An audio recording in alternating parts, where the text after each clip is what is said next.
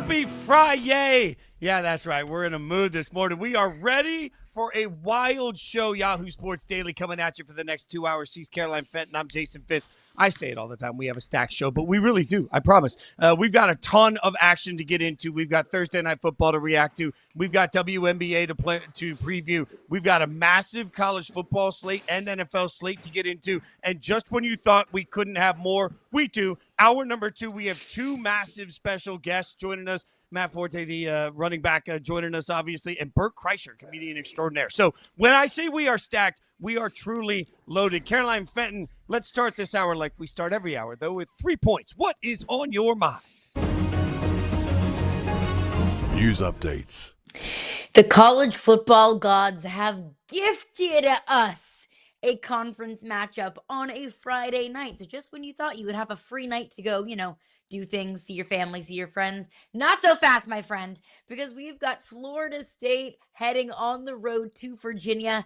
Their biggest test since absolutely clobbering Alabama in week 1. And don't laugh at me. Don't giggle. Don't say, test. Yeah, right. It's Virginia. This is not the same Virginia of the last couple of years. Okay, this team is incredibly balanced. They are one of 2 teams. It is Virginia and USC that has 1,200 passing yards and 1,000 rushing yards. The only 2 teams in college football to have that. They rush for 6 yards a carry. They are great on the offensive line. They've only allowed 1 sack through their 4 games so far. But overall, this is a game that Florida State should win if, in fact, that Florida State team that we saw week 1 that absolutely destroyed Alabama, a win that looks much better now than it even did in week 1 because Alabama has been playing better as of late. So if Florida State wants to prove to me, to you, to all of us as a football society that they are, in fact, that team that beat Alabama week 1, that they are, in fact, not just a contender for the ACC,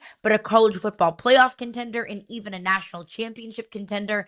This is an opportunity for them to prove that to all of us tonight, that they are not the 2024 iteration of Florida State that was absolutely brutal and went 2-10 last season, that they have made strides, and they are not just an improved team, but a contender of a team. They have an opportunity tonight. With 2 of these offenses, though, I think you can expect a shootout.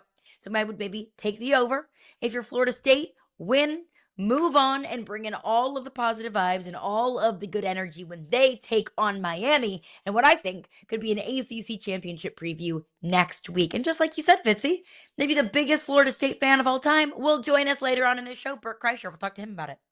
I've decided that Norvell is essentially Michael Myers in honor of Halloween. Like every time you think he's dead, he just comes back for another movie, and all of a sudden we get it again. So there we go. This is like Halloween 18 right now as we get Florida State in a resurgence season. I love that matchup, but I'll give you another one I've got my eye on for my first point of this game. And look, if you like points and you like yards and you like touchdowns, oh, do I have a matchup for you.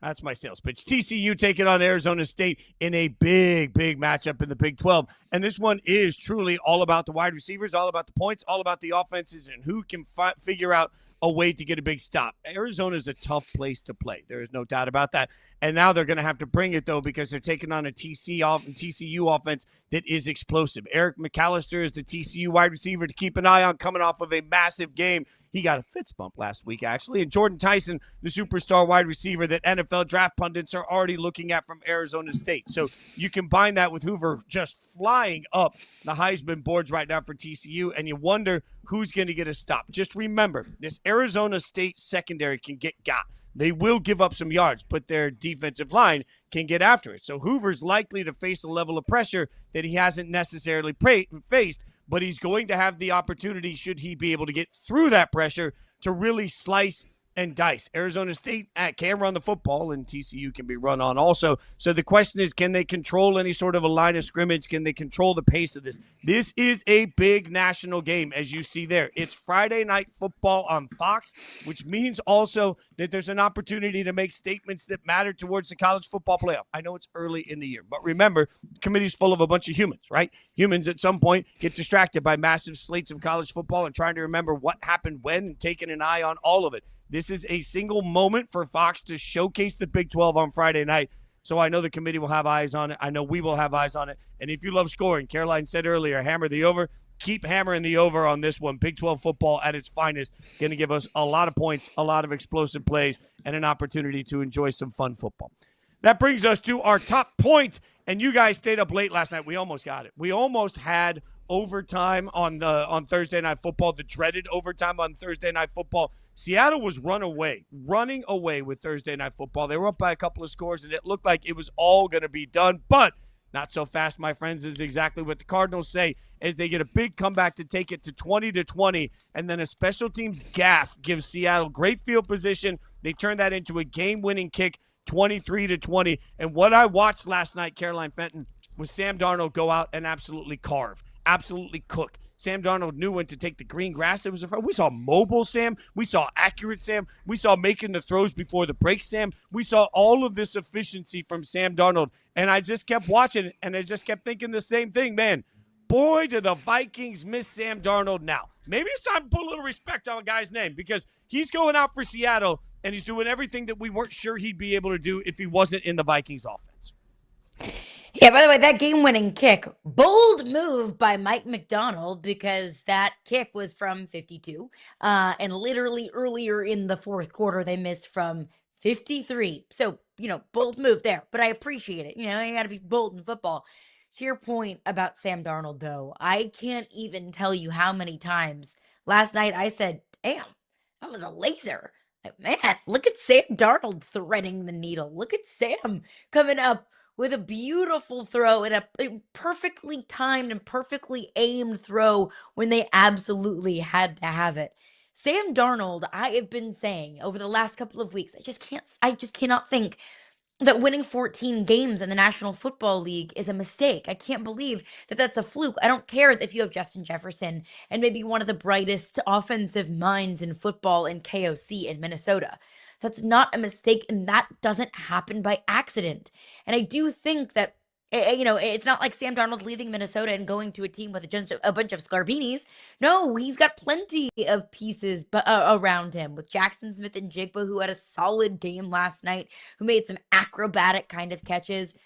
Sam Darnold is a legitimate starting quarterback in the National Football League, and we can play the, quarterback ranking game all day long.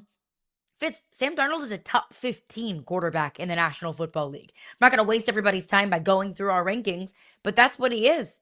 And if you are Carolina, you're probably sick to your stomach watching Sam Darnold do what he is doing and do what he did last night to the Arizona Cardinals.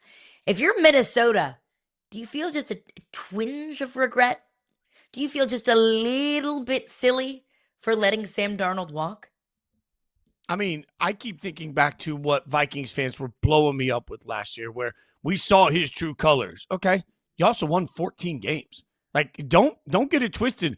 The Seahawks right now are 3-1. Say what you want about the Seahawks. They are 3-1, coming off of a 14-win regular season. Like, at some point, I do think we have to acknowledge that whatever Sam's shortcomings might be that people are obsessed with, fine. He throws interceptions in big games. Maybe.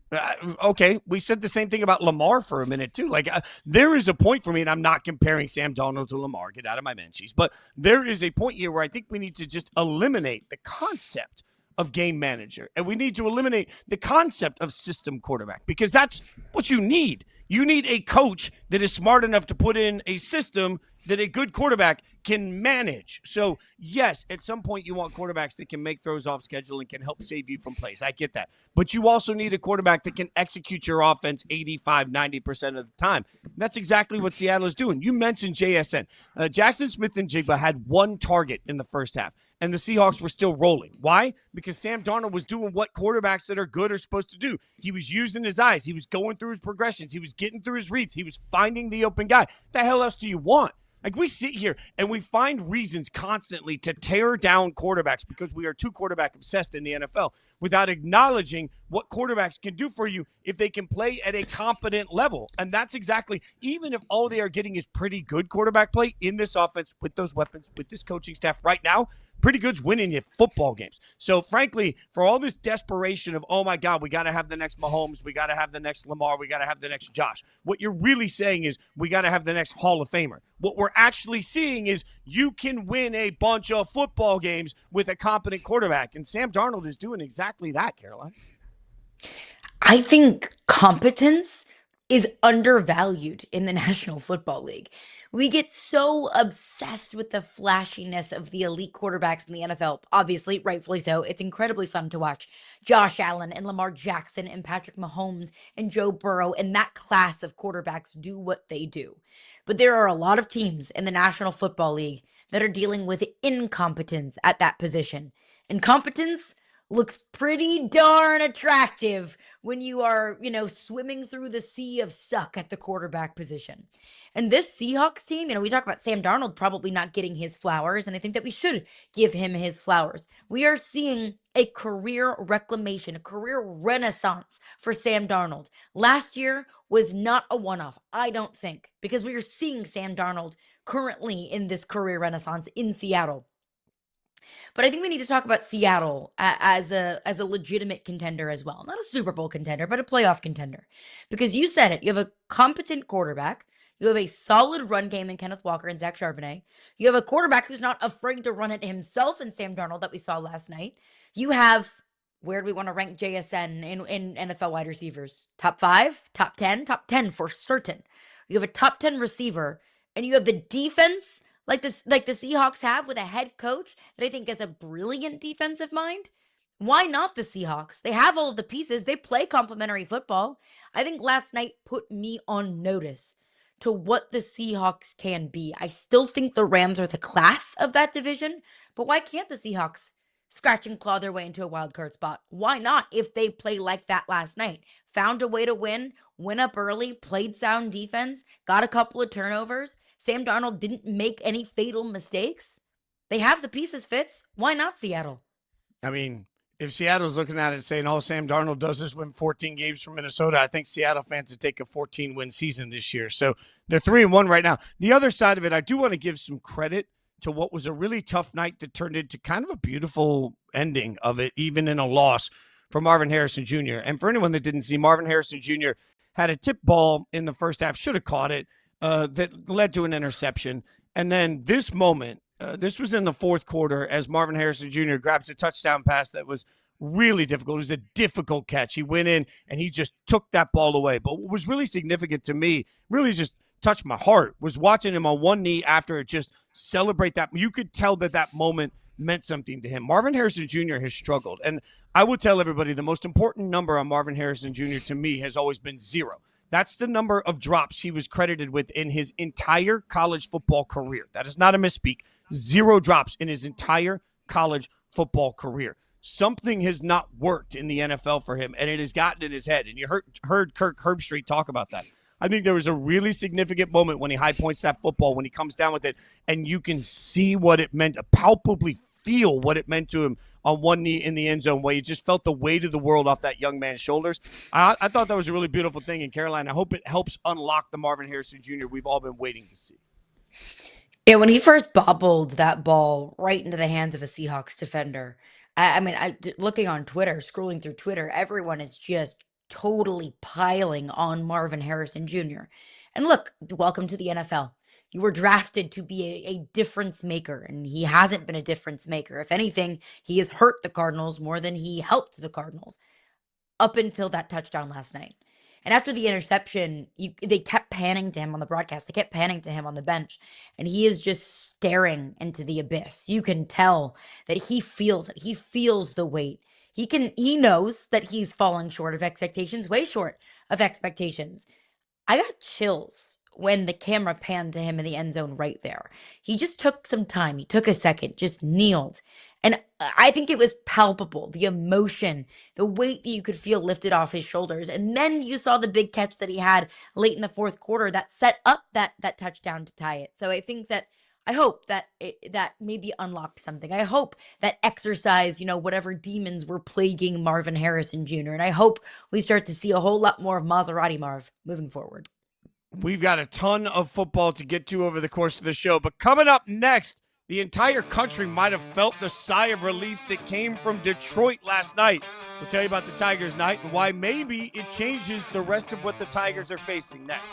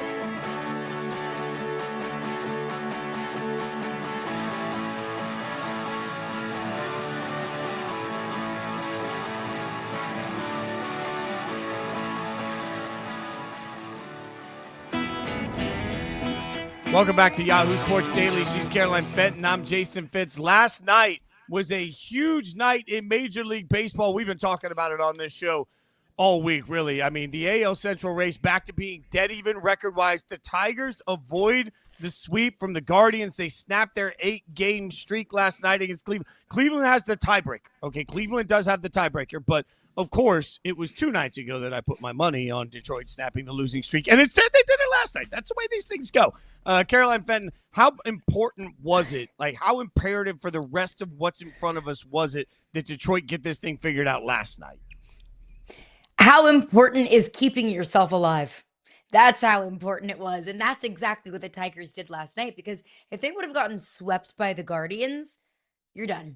Like statistically, there was still a path for the Tigers, but I would not have felt very confident about it. I wouldn't have put any sort of money on it. It would, while it wouldn't have statistically been done, it would have felt very done. So the Tigers now keep themselves alive. I still, though, I cannot buy into it. The Guardians having that tiebreaker, I think, is everything. Now, there is a lot to be said about the Tigers kind of getting that off their backs. Now the Tigers getting into winning ways. I think that winning a game and finally, not just keeping yourself in it, but starting to rewrite that narrative and starting to get back on the correct path, that can be contagious, and that can do impalpable things for your squad, especially at this point in the season. I mean, baseball in September and October is weird. It's freaky, and odd things happen, as we have seen over the course of the last couple of weeks. But the Guardians having that wild card is invaluable. And the Tigers not controlling their own destiny, having to have and rely on the Guardians slipping up, and the Tigers having to win one more game than the Guardians when the Tigers go to Boston and the Guardians play the Rangers that are already eliminated from postseason contention. I don't love the odds for the Tigers to at least win the division. Okay, I hear you, but I also just learned you hate Disney movies. That's the only thing that I can take about this, because frankly... Well, Fitz, you hate sports movies, so maybe we're even. That is probably fair. Look, I think that the only way that this can end is just like Superman. Like, you can watch Superman get his ass kicked for an hour and 45 minutes of a 2-hour movie, as long as in the last 15 minutes he comes back and he wins. This is what I need here. I understand that the matchup to end the year is far more favorable. Like, Detroit is going to have to figure it out against Boston. That is not going to be easy to do. But I do believe, in the palpable energy and the joy. I just talked about it for Marvin Harrison Jr. for catching a touchdown. It just sort of takes the monkey off your back. I think what's happened over the course of the last couple of weeks particularly is we've seen the weight of the moment just constantly drag the Tigers down. And it's no one person, it's each person at different times. The number of just stupid moments that we've seen, I think, is pretty unforgivable in this process. How do you fix that? Well, you take all of that pressure off. You take the we just can't figure out how to win pressure off. Momentum is one of the most incredibly real things in sports. It's hard to get and it's easy to lose. And at some point, to me, this was a momentum moment. Now, so what I'm doing is I'm taking the body of work as a whole. And the body of work as a whole, not over the last month. I know that's hard to do. But the body of work as a whole tells me that the Tigers are capable of beating anybody. So now that they get the monkey off their back, they go into what I think is going to be an incredible series against the Red Sox and a real opportunity. So I'm going to take the Tigers to do the impossible here. That race is still going, obviously, but there's another one that's over. The Dodgers have clinched the NL West thanks to Shohei Ohtani hitting the water on number 54. That was a big one. So he hits the water there. The Dodgers win. What are you giving the Dodgers as their chance of repeating as World Series champions? I mean, it is incredibly difficult to count the Dodgers out. I mean, like, when you have one of the best players in the sport, if not the best player in the sport, in Shohei Ohtani, and you're the freaking Dodgers, and you have the highest payroll in baseball, and your entire roster is star-studded, I'm not going to be the one to say bet against the Dodgers, but there is a fatal flaw on this team, and I cannot trust their bullpen. We say in football, defense wins championships. Well, it's my belief in baseball that your bullpen wins championships. Having enough quality and reliable arms to get you through the grind of the postseason is championship DNA. So there's not enough Roki Sasaki's or Clayton Kershaw's that are, vying for, being a potential reliever that's going to convince me that the Dodgers now all of a sudden have everything figured out. The Dodgers bullpen is now all of a sudden better than, let's say, the Padres bullpen because, Roki Sasaki coming back from injury, he is now, vying for a spot on this postseason roster. And I think that he will make the postseason roster because the Dodgers are desperate just for healthy arms and available and reliable arms in their bullpen. So I would say if the Dodgers do not win a championship, it is because of that, because they don't have a deep or reliable enough bullpen. But again, it's the Dodgers. Like it's like counting against the Chiefs. Yes, their offense has been stagnant through 3 weeks, but also it's the Chiefs. So you can't really count them out. So it's alarming to me because the Dodgers certainly spent the money to have the bullpen that they wanted, and it just didn't work out. What's alarming to me is that the Dodgers, in many ways, their biggest strength is also the biggest weakness because even ESPN.com last week ranked the starting pitching for the Dodgers as the best of all of the rotations heading into the Major League Baseball playoffs. So what do you do when your starting pitching is great and your relief pitching is a problem? You mentioned Clayton Kershaw. It should be noted he has volunteered to go out and work as a reliever if that's what's necessary. Now, so far, Dave Roberts has said no to that. But let's see what actually happens when we're in the playoffs. Because the only counter I would say to you is, while I agree with you that I'll say pitching can win championships, I think what the Dodgers are going to have to do, or what a lot of teams do. How often do we see when we get into short series, you need one game, you need one inning from somebody. We see these weird rotations of pitchers that aren't typically relievers coming in and doing what they need to do. I think the Dodgers are going to have to manage their pitching creatively. I will say that.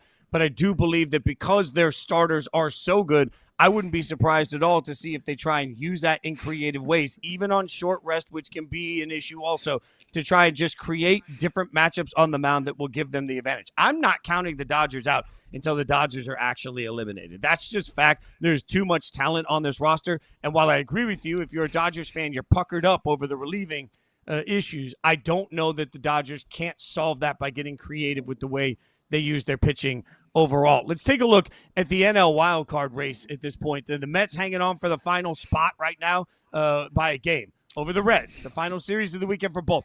The Mets get the Marlins. The Reds get the Brewers. Who do you think grabs the final spot? So I don't know how many times in history at least in recent history, the Mets have been eliminated from postseason contention by the Marlins, who at that point in the season have quite literally nothing to play for, and they just end up playing spoiler. I don't know how many times that's happened, but it's happened enough for me to say, ha ha, the Mets are playing the Marlins, and what has happened in the past is probably going to happen again. And look, I take my fan glasses and my Cardinals hat off when I say this. I can't trust the New York Mets. When they zig, they zag. And when they zag, they zig. And it would be so incredibly Mets of them to just poo-poo away an opportunity to make the postseason. I will go with the Reds because the Reds get the Brewers who are playing for literally nothing. The Brewers are like, let's just get through the regular season because we've got way bigger aspirations to achieve in the postseason. So I think the Reds have a much better opportunity just in their final series that they have left versus the Mets, who always seem to poop their pants, not just at this time of year, but against the Marlins. I don't know what it is. The Marlins have the Mets number, Fitzy. Yeah, I think it's a valid point. And I found myself, because I'll be honest, I'll be transparent. A week ago on the show, I said, no, I trust the Mets more to make the playoffs. I have too much money invested with too many people that have been there, done that, and they'll be fine under pressure. Then I watched the last series against the Cubs, and the number of times I sat there and thought, and I know that that's what Mets fans say all the time is, how did this happen? And that just feels like the cliche of the Mets are Metting feels like it's actually kind of real through this process. So now, all of a sudden, as you know, my well-documented trust issues, I don't know how I can watch the Mets and not feel some of those trust issues coming through at the end of this. Plus, again, I'll just go back to the pressure. Pressure is always a conversation to me. I feel like at some point we got to look at pressure for the Reds, pressure for the Mets, and ask ourselves, who's really feeling more right now? I think we know the answer to that. The Reds fly under the radar a little bit more. I think the Reds sneak their way into the Major League Baseball postseason. What I will say is we out on the D-backs? While you are, what'd you say? Are we out on the D-backs? Yeah. Oh, yeah. We're out on the. Are you? Okay.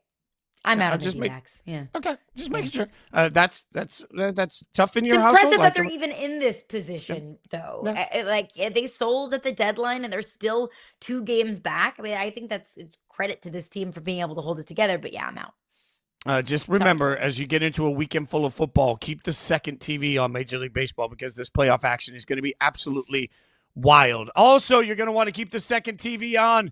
WNBA action. The playoffs resume tonight. And man, do we have a couple of big matchups. We'll tell you about them next on Yahoo Sports Daily.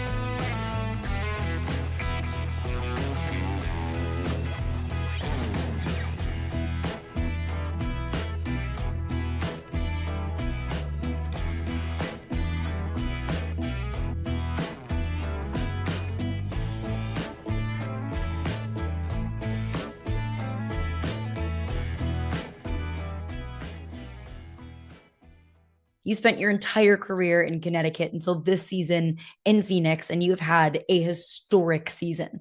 What made the difference for you? What about Phoenix has made this season possible for you? Perfect timing for me.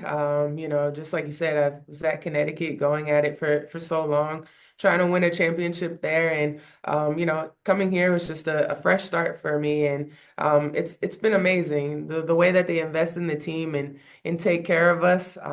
This is probably the best I felt in a playoff run in a long time. So it's just a lot of fun here. They've surrounded me with shooters. They make my job easy with the players like Saka, DB, Sammy. It's just been an easy transition for me. Clutch shot from Sammy in game two. Super I clutch. was it was so clutch. You said you feel great this postseason. What is that? Is that physically, mentally? Why do you feel different and better this postseason? Both physically, I mean, we have this beautiful facility here, medical staff that, they go above and beyond to make sure our bodies are in tip-top shape, and just from our coaching staff and the way that they prepare us, and they're smart with, how we prepare for these games, and, not being on our feet as much. So it's just really been a match made in heaven. You don't know what you don't know until you go out there and explore. And for me, I've just learned a lot this season. Even being in my 12th year in the W, it's just been a great transition for me. And I love to hear that it's been a great transition for you. And I do always believe that sometimes it takes that experience and knocking on the door of a championship to finally break through. You just mentioned all of those pieces of this team that has made your run so far so special. Got a big game three back at home in Phoenix, taking on the Minnesota Lynx. The series is tied. And the Lynx came into this season looking for revenge. The number one team in the league. They felt like they fell short of it. Well, they did fall short of a championship last year. I think they felt slighted. They felt shorted. They wanted to come back and take what they felt like they deserved. So, what kind of a challenge does Visa Collier, Cheryl Reeve, and that mentality pose for a team like yours trying to get to a championship as well? Yeah, I think you hit it. Just the experience, going to the finals and losing in the finals. I mean, that's something you don't forget. And wanting to get back there, they're a team that's been together. They've been playing together for a long time, and we're a very new team. But for us, it's just about staying the course, sticking together. We know what we're capable of. We knew it was going to be a tough series coming into it. They had a great season, the way that they've been playing all year, and when a game five series, the biggest thing is just getting one at home, knowing that you have two home games coming up. So just super proud that we were able to get one on their home court, and now it's just about bringing it another level. We know that they're probably mad about game two, and we got to be ready to play from the jump. So many new fans in this league, and hopefully some people tuning in maybe for the first time in that game three. When people tune in and watch the Phoenix Mercury for the first time, what do you want them to take away? That we're a team that's just not going to go away. We're going to fight for 40 minutes. We're going to give everything that we have, and we're going to do it together. Alyssa Thomas, you have been so generous with your time. Thank you so much for joining us, and good luck throughout the rest of the postseason. Thank you. Thank you for having me.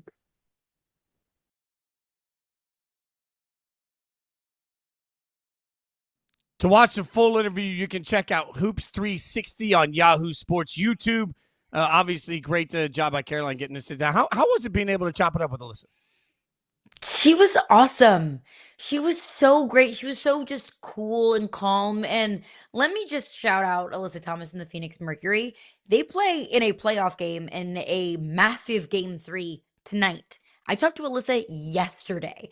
The accessibility to get a star player, an MVP finalist in the middle of a playoff series is unheard of. So appreciate her for doing that. Appreciate the team for being so open and wanting to kind of get those stories out there. So appreciate them. But she was great. I mean, Alyssa Thomas oozes confidence. She oozes this experience. Like she approaches everything, I think, with like, this is a business trip. Like, this is what we have to do. I'm taking care of business.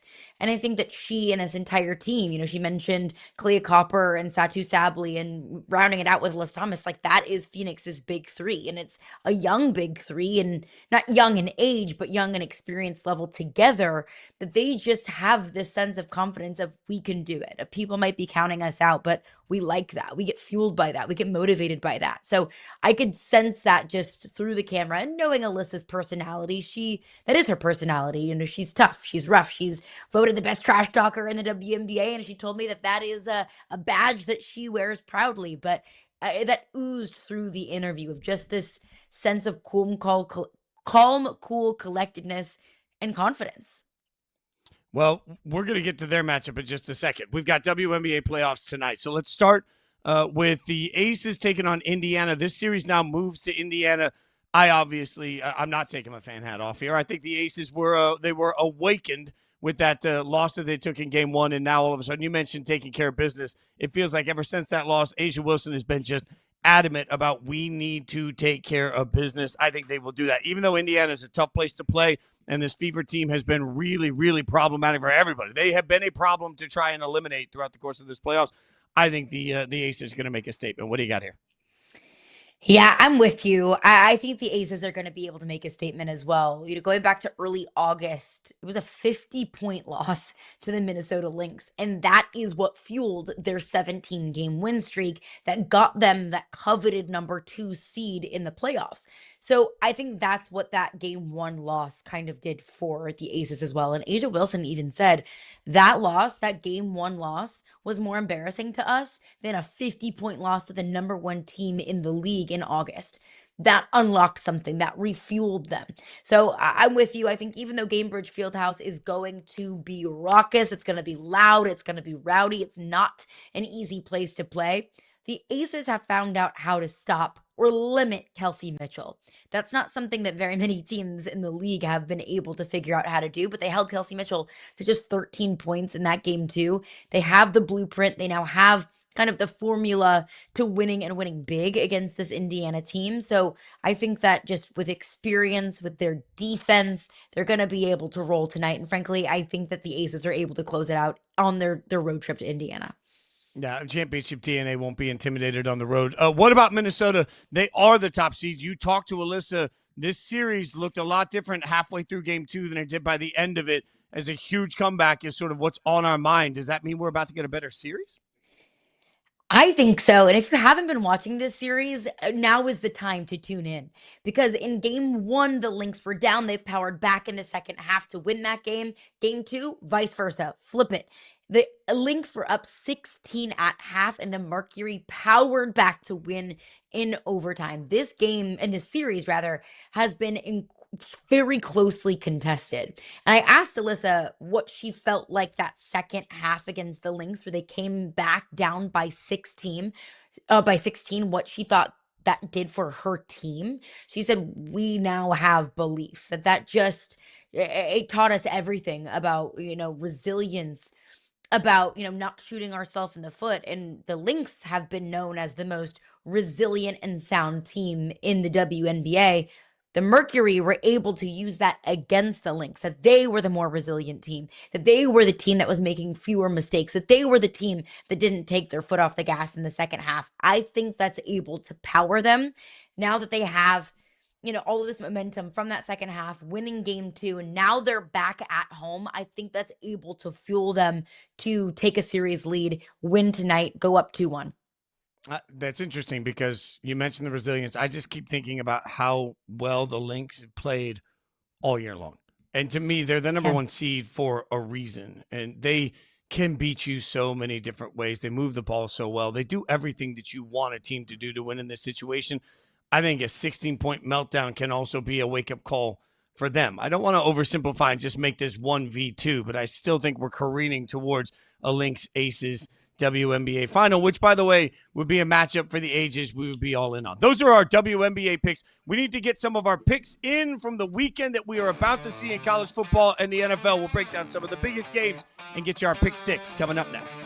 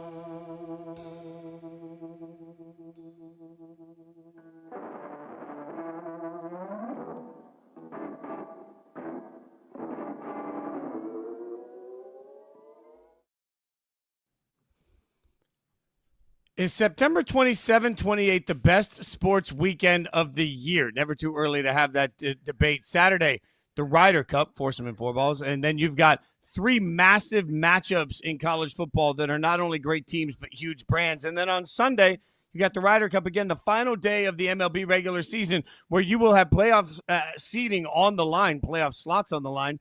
And then all of a sudden, you got Ravens, Chiefs, Packers, Cowboys. Somehow, I don't know how we left the Raiders, Bears off that list. But anyway, is it the best? They probably just ran out of sports? room, Fitz. Yeah, that's all it was. Fair. I mean, most people are going to watch the Raiders, Bears at 4 Eastern time. Sure. Okay, so it's never too early. Thank you. That's called teamwork. It's never too early to put out our picks. You know what we love to do. We love to give you our picks for the weekend. Having a little bit of fun. We're going to give you a pick 6. So, Caroline, I will let you go first, and we will start with these games. LSU at Ole Miss is our first game. Who you got in this one?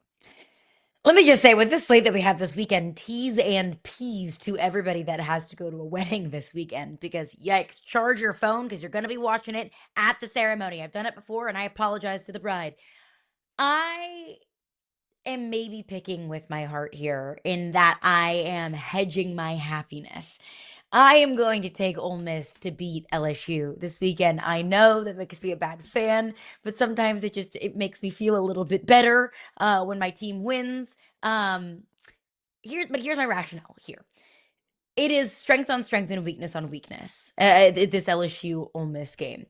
Right now and this weekend would be a wonderful time for LSU to kind of dig themselves out of the offensive rut that they have been in over the last 4 weeks. They're 83rd in the country at running the football. We're talking about LSU here. Like this is a team that prides itself on running the football, and in recent years has prided itself on being able to run up the score, but that's not what LSU has been able to do.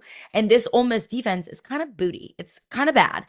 So this would be a great opportunity for LSU to kind of just shake that off. But Caden Durham, their star running back, is questionable this weekend. He's a little bit banged up. So I don't love that. I don't love LSU's chances of running up the score and being able to go toe-to-toe with Ole Miss's offense if Caden Durham, 1, can't play, or 2, isn't 100%. Now, LSU's defense is the best that Ole Miss has seen so far, and it very well might be the best that they see all season long. This LSU defense is legit, but with this game being in Oxford, Mississippi, I give Ole Miss the slight edge here. But you better believe that if and when LSU wins this game, I will be talking my talk on Monday. Look, you're just hurt as a fan, and you're preparing for the worst. But LSU's going to win this football game. The defense is going to be able to mystify Ole Miss enough to keep things like. I think this is actually kind of a weird first half where they're settling in, maybe a little lower scoring than we expect. Second half, we see a bit more of an eruption as teams get comfortable. But weirdly, I thought we'd never say this. Actually, I trust LSU's sideline maybe more than I trust Lane Kiffin in this game. So I'm just saying. It's rare that we say that. All right, what about a big NFL matchup? Eagles at Bucks in this one. I'm going to just tell you, I think I got the Eagles. I'm going Eagles on this. For me, this is all about Philly. This is all about Philly's defense being able to mystify the Bucks. Who do you have? Give me the Bucks. Tampa Bay has been my team of destiny all season long. That Baker Mayfield, come hell or high water, he will find a way to win a football game. So I'm riding with Tampa Bay. Well, that's a bold choice. Look at us. So far, we disagree on everything. Georgia, I think Baker's Alabama. going to be able to slice and dice that secondary, though. Yeah, if he can stay upright long enough to do it. Georgia and Alabama. Fair. What do you got in that one? Give me Georgia. And look, I've picked Georgia, I believe, to win their last 3 matchups. And I have been wrong every time. I am not going to be the one that goes against Kirby Smart just because they've gotten beaten the last couple of meetings. This game being in Athens, I think, makes a massive difference. And I'm not convinced of how great Alabama is. Georgia showed me against Tennessee in an absolute shootout. They are a legitimate national title contender. I'm still not convinced about Alabama. Yeah, Georgia's going to roll by 2 scores in this. I'm not convinced Alabama's actually better than Vandy this year. Colts at Rams. I know, I'm throwing hot takes out. Colts at Rams. What do you got? Yeah. Give me the Rams. Look, Daniel Jones has been a great story, and I know I'm probably being so unfair to Daniel Jones that I just can't quite believe in this team, but I very much so believe in the Rams. I mean, the Rams were a missed field goal return for a touchdown away from beating the reigning Super Bowl champions last week. I think the Rams have all the pieces. I think the Colts still have a little bit of magic moving forward, but the Rams kind of put a little bit of an extinguisher on that flame this weekend. Yeah, as I've consistently said over the last couple of months, I've accepted that in this world I'm a nihilist. I don't really believe in anything or that anybody makes a difference in anything. That being said, I'm picking with my heart. I'm going Colts. Look, like I've been on the Colts train. That's so your hard, team, I can't Fitz. get off now. Like I can't get off the Colts train now. The Rams are a better football team, but boy, I'm just sitting here saying, you know what? I'm going with the Colts. Daniel Jones continues to do what Daniel Jones does. Shane Steichen becomes a leading candidate for Coach of the Year. Daniel Jones is getting MVP talk by Monday morning. The Colts take down the Rams. I'm going spicy. What about Oregon? If the Colts do Penn take State? down the Rams in LA, then yes, I will jump on the Colts bandwagon. I'm saying it right here, right now. I'm putting it down. I will join the Daniel Jones and Colts bandwagon if the Colts beat the Rams. Oregon at Penn State for the whiteout in the middle of the day. Yeah, give me Oregon. Look, whiteout is an overwhelming place to play. I do hate that it's in the middle of the day, but it is what it is. That's what you signed up for. I can't trust James Franklin in these kind of games. I can't trust James Franklin to consistently beat the Oregons, the Ohio States, the Michigans, the big games in his career. He has one of the worst records against top 10 opponents, I think maybe of any active head coach in the Power Four, or at least in the Big Ten. I can't trust Penn State. Oregon's been flying under the radar for some reason. I don't know why we don't talk about Oregon the same way that we talk about the Ohio States of the Big Ten, or, the Ohio States, the Florida States, so on and so forth, the Alabamas, the Georgias of college football. Oregon is a very sound football team. So I think that Oregon wins this one, and I will say they win it close. They're getting in my ear and telling me it's a 7:30 kick. I had the kickoff time wrong. There we go. Like I will. Oh, is that not big noon? Mistakes. I will learn from my mistakes. They're telling me it's 7:30. So 7:30 on NBC. 7:30. Oh, it's on NBC. Yeah, it's this an is NBC one of the game. ones That's that my NBC bad. Gets. My bad. I'm sorry. corrected. Whiteout games. I've been to a whiteout. It's a cool experience. It won't help Penn State. Oregon wins this game. It's that simple. Oregon's good. Penn State doesn't beat good football teams. Ravens at Chiefs. That's our big Sunday matchup. Who you got in this one? Give me the Chiefs. It's an Arrowhead, and I know they just lost in Arrowhead, but when was the last time that Patrick Mahomes lost back-to-back games at Arrowhead? The Ravens haven't looked like the world beaters that I think they should look like. I don't think Derrick Henry takes care of the football. I think that their defense has gotten sliced and diced up too much. I think that the Chiefs get right this weekend. The Chiefs can't get right against this team because they can't take advantage of their weakness, which is defense. Ravens win. Bonus pick coming in. Ryder Cup bonus. We've got Ryder Cup action underway. Who you got in the Ryder Cup? It's America versus the world. America versus Europe. But who you got? I like the world better. It sounds more USA. USA. USA. Give me the home team. Look, I have no heart. If every analyst I read tells me that the better team is really the European team and the home field advantage, if we want to call it, is the one thing that changes it, I do not believe that will be enough to change the fact that the European team is better. I'm going Europe. Again, I have no heart. I do have, skin in the game. Let's just. No, during the break, I'm going to figure out. It's fine. Jason Fitz hates our country. Shekels on this. Well, I mean, I like being right. That's all. I just like being right. We are just getting underway. We got more to get into coming up, including big contracts. It kind of surprised us. JJ getting extra money. We'll tell you about it next.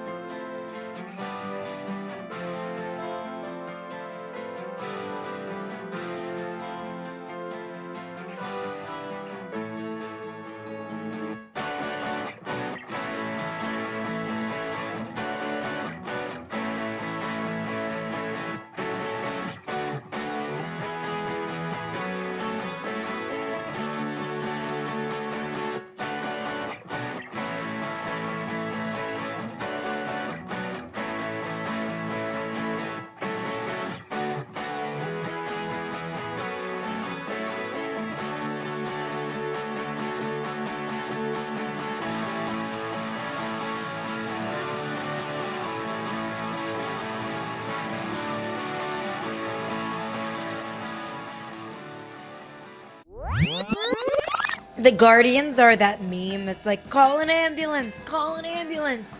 But not for me. They'll find something about every single player. I mean, these are New Yorkers. They know what they're doing. They're already combing through their research now. They're trying to find out, whose grandfather did something horrible. When I was a kid, if you had worn these Tampa Bay unis to school, you'd have gotten beat up. They were hated in the 80s. I love them now. You also had shag carpet in the 80s. That's so the maybe 70s, Caroline. I'm not that old. Come on. Whatever. I wasn't alive then, Fitz. Are the 3-0 Bucks fraudulent? No. And I rebuke that. The Bucks are my team of destiny. Maybe they're not a fraud in making the playoffs because they're the one athletic kid playing dodgeball against a bunch of fat kids. Okay, you're going to make the playoffs. But does that mean that you're going to be really good when you play against the other athletes? Nope. Fraudy McFraudison, do spotting you in the gym. Is he helping you work out, buddy? Not just yet. But, I recently just was able to get on the court, and he's pretty excited about that he'll be out there shooting around with Dad again. It's the Bills, it's the Chargers, it's the Ravens. It's the Colts? It's the Colts? Are we putting the Colts? I could see a scenario where they're motivated to do this because the Clippers have an open slot at the power forward position, and who knows what happens with those picks going forward. You might want to smoke them if you got them. Robo-ump is the rump. And every time he calls, instead of just hand movements, every time he calls a strike, he could shake his rear end, like kind of twerk, so then it'd be like rump shake. Baseball is back, baby. We are back. What is that picture? I mean, that's. Why do you see cheesing so hard in front of a hotel elevator? Fantastic call. As a show, we are batting 1,000 in our thirst traps. I called Georgia Tech upsetting Clemson last week. Cha-ching, book it. Fitz called this one. Cha-ching, happy dance, book it, crushing it, killing it. Ooh, ooh. I do not know what that dance is, but I'm pretty proud of it. I'm watching it was back. good, though. That dance is fire. Like, I might need to figure out how to make that a TikTok sensation as the kids try and do these days. By the way, Bert Kreischer and Matt Forte are both joining us here in a few minutes as this show extends into hour number 2. Speaking of extensions, see what we did there? Ha-ha! The Lakers announced on Thursday they have extended head coach JJ Redick ahead of his second season with the Lakers. So, I don't know. Like, this to me surprises me just a little bit. Like, he had 1 year. And so you saw something in 1 year that suddenly you turned around and you're like, huzzah! Now we need to extend you, good sir. Like, what happened in year 1 that now makes this such a sure thing? You're like, you know what, JJ? We were looking back at year 1 where we didn't win a championship, and we were looking back at year 1 where we acquired a great player and then started to play better basketball. And what we really saw through the process of this was the need to pay you more and give you more security long term. Like, cool. Okay, you extended your coach. You're still going to fire him if you want to fire him. Nothing really matters in NBA coaching contracts. But Caroline, like, I question a little bit what happened that suddenly made Lakers brass say, oh, my God, we rewatched last year. Got to lock him up. Don't want him unhappy. Before I answer your question, let me just state for the record, I've got big beef with premature extensions.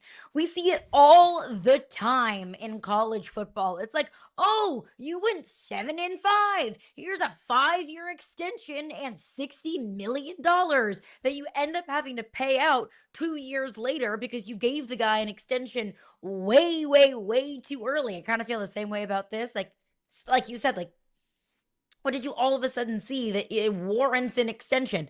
But to answer your question, maybe it wasn't what we saw, what the Lakers front office saw, what the Lakers ownership saw. Maybe it was everything to do with that man right there, number 77, saying, hey, you need to extend JJ Redick. I like him. I want him to be my coach. And if that was the case, Fitz, I don't have a problem with that. Yeah, I don't have a problem with that in concept.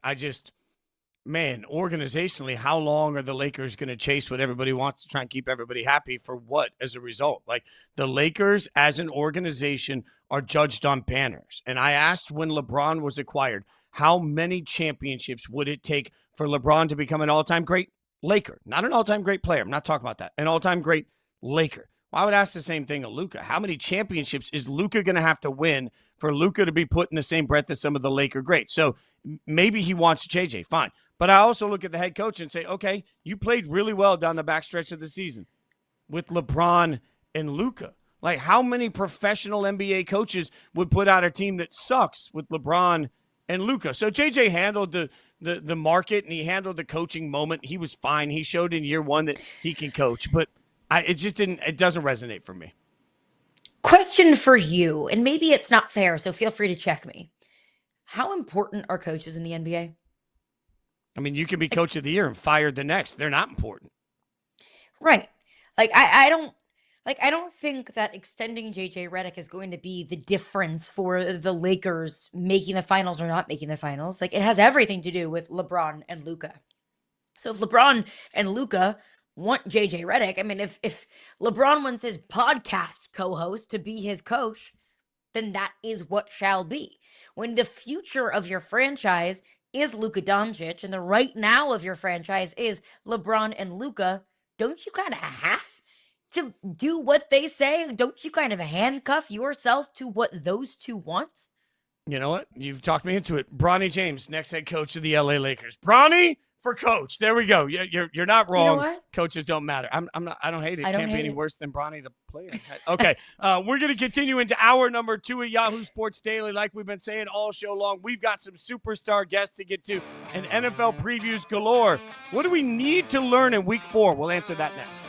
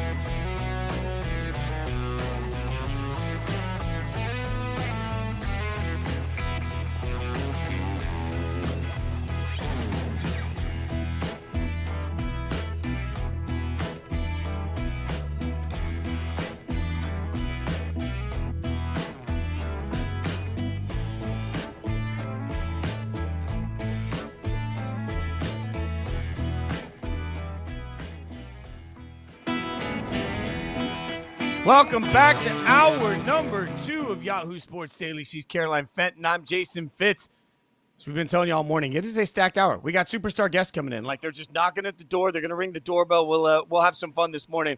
Bert Kreischer going to join us in about 20 minutes, and then Matt Forte going to join us, running back towards the end of the hour. So we've got a lot coming at you. Caroline Fenton, we've also got to get into what we're going to learn. But first, we will start this hour like we do every hour. 3 points. What is on your mind?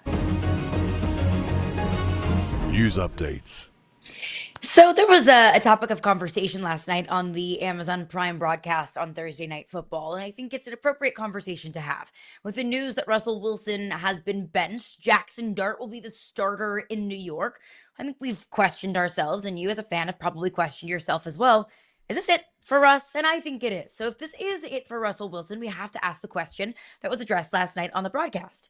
Is Russell Wilson, if he decided to hang it up today, is Russell Wilson a Hall of Famer?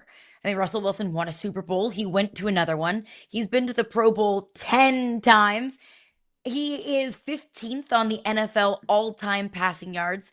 He has 46,000 career pass yards. But also, you could say he's never been a first-time All-Pro. He was paid $40 million to go away in Denver Denver sold the farm for Russell Wilson's efforts, and he did what? Nothing? Set the franchise back? Had to turn to Bo Nix to be the savior of the franchise? No disrespect to Bo Nix. He got benched for a rookie in New York. I have to ask myself, and you can ask yourself, at any time, at any point in any season, was Russell Wilson the best quarterback in the league? I don't think so. Is he one of the greatest to ever play the quarterback position? Yeah, no, I don't think so. Does he deserve to be enshrined in the same place where the absolute legends of the game live? If you ask yourself that question, I have to say no. Now, one topic of conversation on the broadcast last night was that he was largely carried by his defense in the one Super Bowl that he did win. Well, I don't necessarily agree with that, because we can also say that Peyton Manning was largely carried to a Super Bowl in his second in Denver. So I don't agree with that. I don't think that's necessarily fair. But I do think that quantitative data and qualitative data are both incredibly important. If you look at the quantitative data, you look at it, the Pro Bowls, the passing yards, the Super Bowl, those are all important bullet points of a Hall of Fame resume. But I also think that qualitative data is important too. That the idea of, is this guy a Hall of Famer? Yes or no? I think that's an important question to ask ourselves. So with the career downfall that Russell Wilson has had over the last couple of years, the fact that he's kind of made a mockery of himself, he's made a caricature of himself over the last few years in his career, that tells me no. Russell Wilson doesn't deserve to be in the same place where John Elway and Tom Brady will live forever, because he's not that kind of quarterback. To your point, Caroline, I've often said that, to me, part of the way you measure a Hall of Fame quarterback is you ask yourself, when the schedule came out, did opposing teams and fans say, oh my God, we got to take on that guy? They certainly did for Montana. They certainly did for Brady, for Manning, for Elway, for Marino. The list goes on and on. In fact, right now, they say that every year about Mahomes, and they say that about Allen, and they say that about Lamar. Even at the peak of Russ, how many people were saying, oh, damn, we got to play Russell Wilson?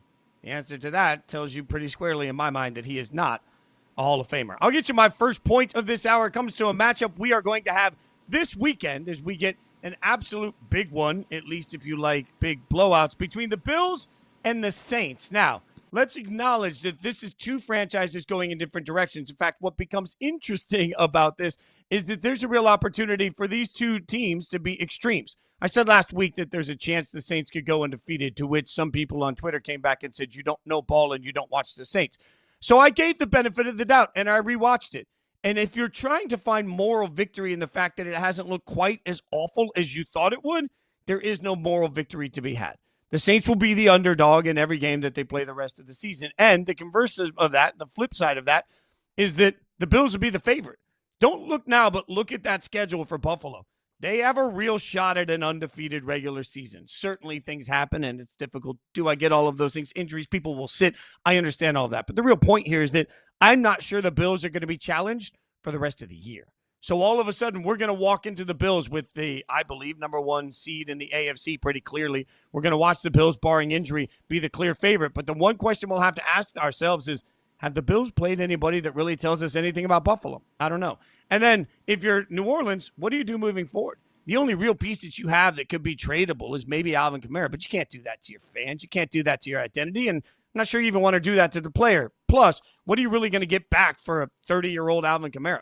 4th or 5th round draft pick? Does that make it worth anything? The Saints are in complete rebuild mode, and that makes this a challenge. And honestly, that to me means the Saints are 2 or 3 years away from even being relevant in the NFL. I think sometimes we look at it and say the important thing to do is stink so you get the first overall pick in the draft without realizing what the collateral damage is from being so bad that you're in that range of, 2-15, 1-16, or even dreadfully 0-17. There's a stink that puts on an organization that's incredibly difficult to get around, and there's a stink that you can't really wash off. I hope for the sake of Kellen Moore and for Saints fans everywhere, they figure out a way to at least be competitive by the end of the football season. But I think what we're going to get this Sunday is a real reminder that there isn't an immediate fix that will make New Orleans better, and there isn't an immediate challenge that will really tell us anything about Buffalo. The Bills are going to roll unless they oversleep the game and decide not to play. All right, let's get to our top play. Speaking of things that top point, I should say, things that we want to learn this weekend from NFL from Week 4. So, Caroline Fenton, I will give you the floor. The first thing you want to learn. I want to learn something that I have been grappling with over the last couple of weeks. Something that for some reason I just cannot buy into. Something for some reason I just simply cannot trust. Call me skeptical, call me a cynic, call me whatever you want to call me. But what I want to learn this weekend is the Daniel Jones MVP hype for real? Are the Colts for real? Or is this just an early season feel good story that all gives us warm fuzzies at the possibility of a career renaissance for Daniel Jones? The possibility that Daniel Jones is the next Geno Smith or Sam Darnold. I want to learn that this weekend. And this will be the biggest test that the Colts have faced all season long. Yes, Daniel Jones has looked like an MVP contender against the Titans and against a Dolphins team that is probably going to have a top 3 pick this upcoming draft. But the Rams are a legitimate contender. The Rams have talent up and down that roster. The Rams have a defense that are going to be able to get after Daniel Jones. The Rams have a defense that can confuse Daniel Jones, that might take Jonathan Taylor away from Daniel Jones. So this is the ultimate test. And I think that we can get the answer to that even in a Colts loss. How does Daniel Jones look in this game? But if, like I said, I will peel away all of the skepticism that I have. If Daniel Jones can will his team to victory against the Rams in LA, I'll buy into it. I'll be able to buy in. But that's what I want to learn this weekend. Is Daniel Jones or the Colts for real? At some point, Baker just it changed. The conversation changed around Baker. At some point, I think the conversation even changed around Geno from where it was to where it is now. And I think we're watching the conversation truly change around Darnold in a real palpable way.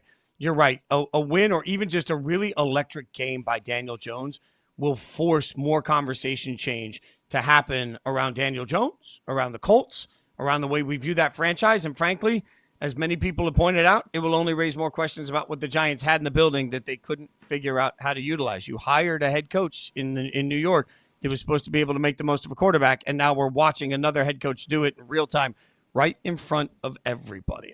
One thing I want to learn, speaking of Sam Darnold and reclamation projects, can Carson Wentz be Sam Darnold?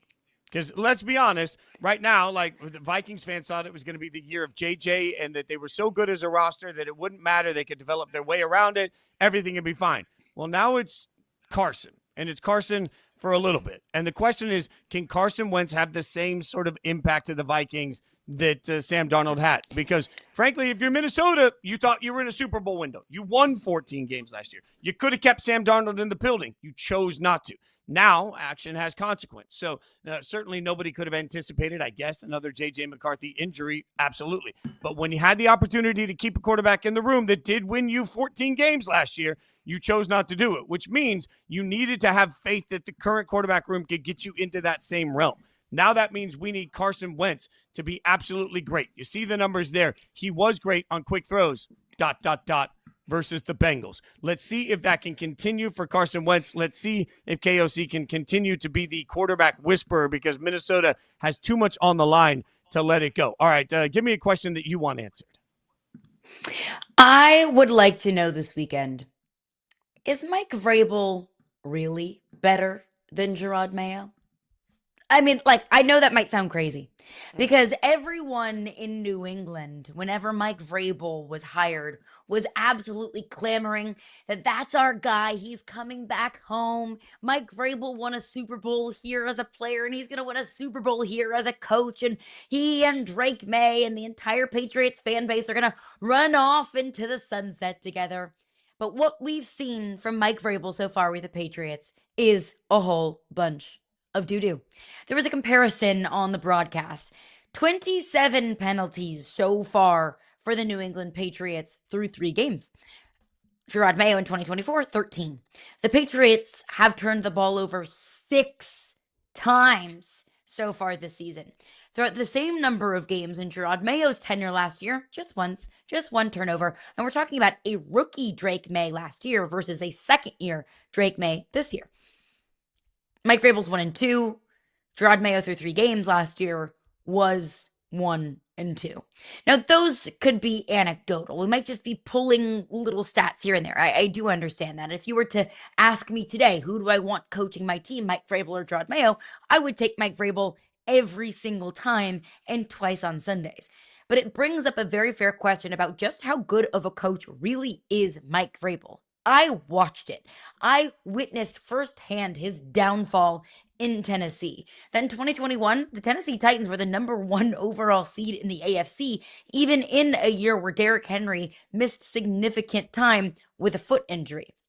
That Mike Vrabel was the coach that brought Ryan Tannehill back from the ashes when we all thought that he was kind of dead. That Mike Vrabel is a good coach, but he has fatal flaws. Penalties are issues. Turnovers are issues. He can be sometimes just way too hard-headed to not look at a massive issue staring him right in the face. That Mike Vrabel might not make adjustments or might not adjust his philosophy enough to put on the field a legitimate winning football team. So I have to ask myself, Mike Vrabel, if you're not going to get right this weekend, when will you? I think the Patriots are exactly who I thought they were going to be. And to me, I said coming into the year, the Patriots were a 7-win team, 6-7-win team that feels like they're much better by the end of the year, and they're getting it figured out. I think it takes time for Drake May to really get command of Josh McDaniels' offense, the entire offense, to get command of what they're being asked to do there. And I think it takes a minute to turn things around. I don't want to be over judgmental too quickly because I keep preaching but patience. 27 penalties in 3 games?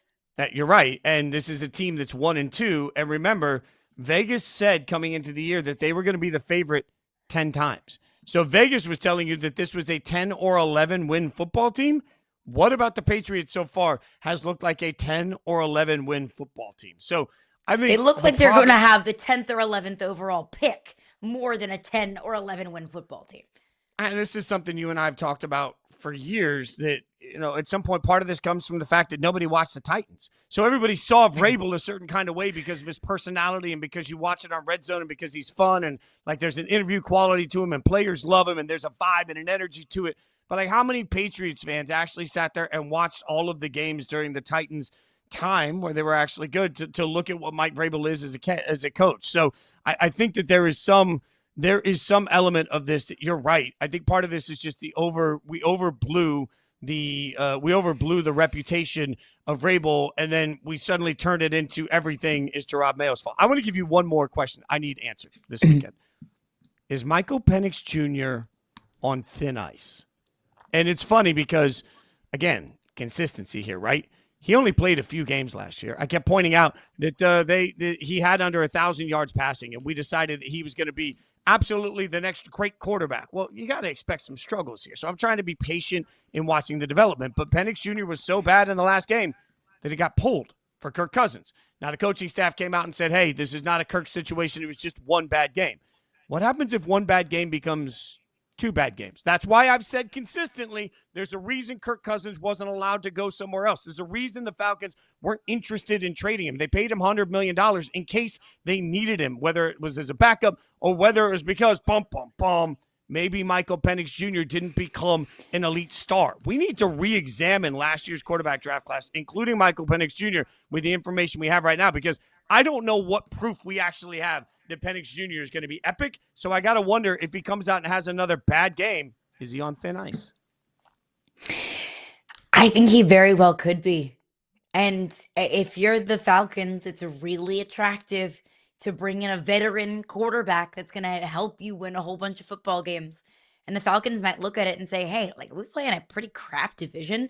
We might just be more competent quarterback play away from being, potentially a playoff team. So I want to see more from Michael Penix. I want to see that, man, like, he's got it kind of moment. I haven't seen that from Michael Penix so far yet, or at least I haven't seen enough of those moments stitched together back to back to say, okay, yes, I see the wheels turning. I see him getting better.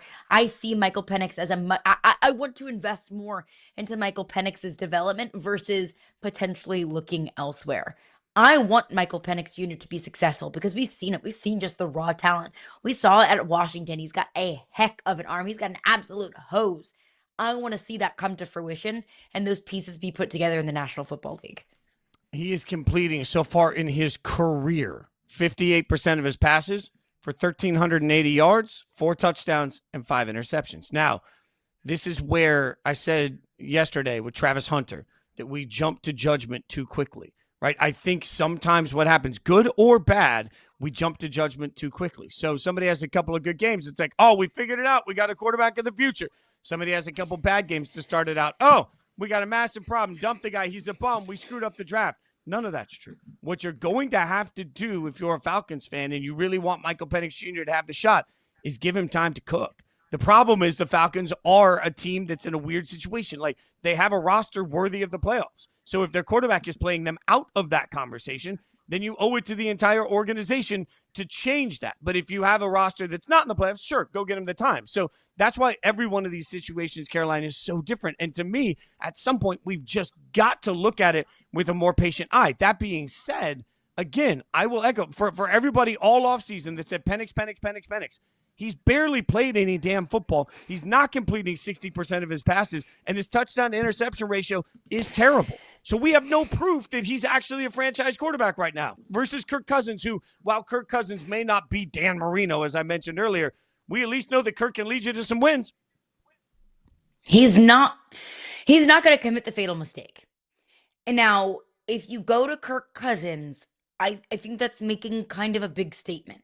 That if you go to Kirk Cousins, and then what happens? Kirk Cousins throws the pick in a most inopportune time, then you put Michael Penix Jr. back in there, and then now you kind of have a carousel at the quarterback position. What does that do to you have Bryce Young all over again? You have Bryce Young. And do you want Bryce Young? What is that going to do to Michael Penix's psyche? What is that going to do to his confidence moving forward? If you believe that Michael Penix Jr. is the future of your franchise, which I would hope they do if they take him with the 8th overall pick in the draft, I would hope they believe that he's their future. I think you have to give him at least a little bit of a longer leash, because once you go to Kirk, you can't go back. Which is why, everybody said on draft day it was a terrible strategy to draft Michael Penix Jr. Everybody said midway through the year last year that it was a brilliant strategy. And now we're looking around saying, I don't even know. It's just the immediate reaction is so often so damn wrong. And most importantly, the Falcons need to figure it out. I don't care how you do it. You need to make sure that you have a quarterback that can win you games. I just don't think that there's an easy answer on what that looks like. And I don't think that Michael Penix Jr. has shown us anything yet to get the benefit of the doubt to clearly remain in position where he can provide that easy answer. We'll keep breaking all of the action down that you need from the weekend coming up in football, plus superstar guests, all that and more coming up at you next. It's Yahoo Sports Daily. She's Caroline Fenton. I'm Jason Fitz.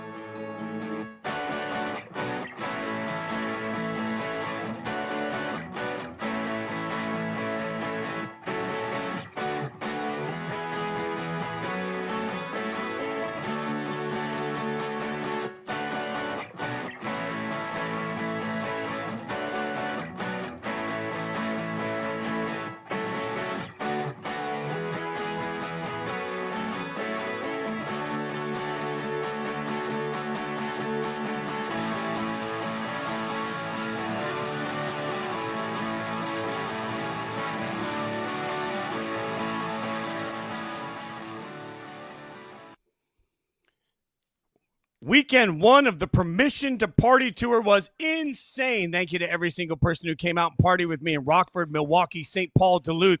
You guys set the bar high. On to the next stops. Let's go! Tickets at Bert.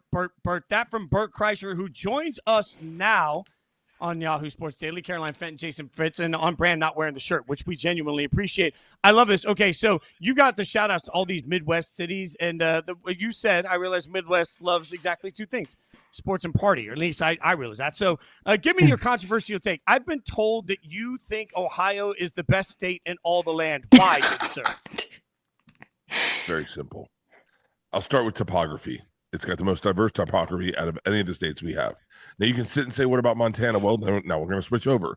Diversity. California? Ohio's diversity is through the roof. It's beautiful. You're going to see a little bit of everything, including what I need in every state, gay men. I need good, positive gay men politics. Gay men give you great neighborhoods, great schools. Gay men are super perfect. Now, let's talk about big cities. Name another state with as many big cities as Ohio. So you have a choice. You can live in Cleveland, Columbus, Cincinnati, Dayton. Hell, I'll go to Youngstown. I mean, it's such an amazing state.